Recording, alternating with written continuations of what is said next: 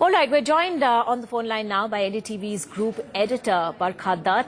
Barkha, for the first time, India categorically blaming the ISI for the 26/11 attacks. Ironically, on the same day when there are all these reports that Pakistan's official reply to India is likely to indicate a Bangladeshi link to the 26/11 attacks?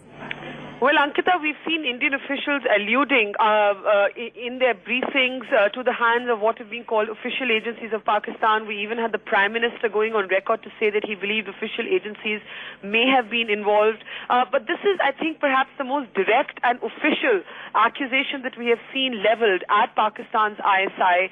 They're not even saying that this could be rogue elements within the ISI or elements that have strayed away. In a sense, the Pakistan state and its premier intelligence agency has been directly blamed.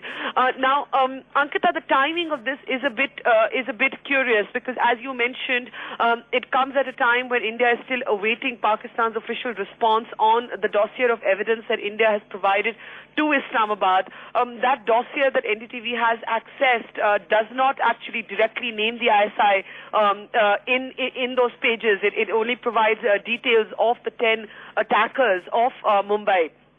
So what we're going to see is an immediate escalation, as it were, of tensions and rhetoric between the two countries because already Pakistan media reports are suggesting that this could be the handiwork, hints coming out of Al-Qaeda and perhaps masterminded somewhere else in Bangladesh.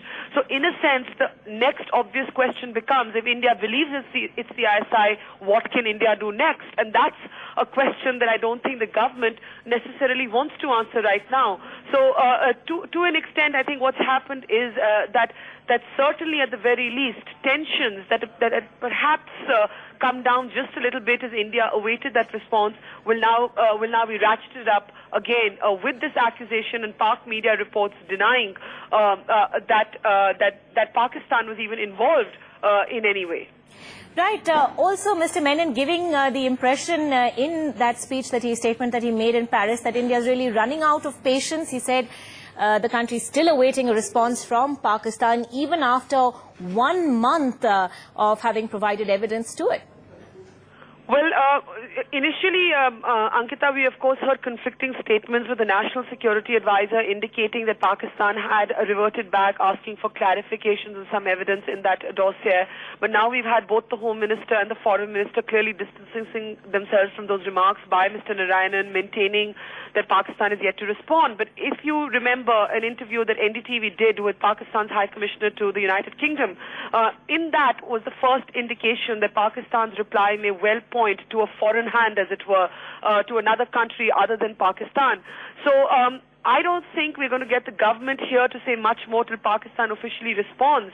But I think with this accusation from the Foreign Secretary, India is in a sense preempting Pakistan's denial and perhaps indicating to Islamabad that this kind of obfuscation as far as New Delhi is concerned would not be acceptable. Barkha, thanks very much for joining us with all of that. NDTV's group editor, Barkha Dutt, on that big story.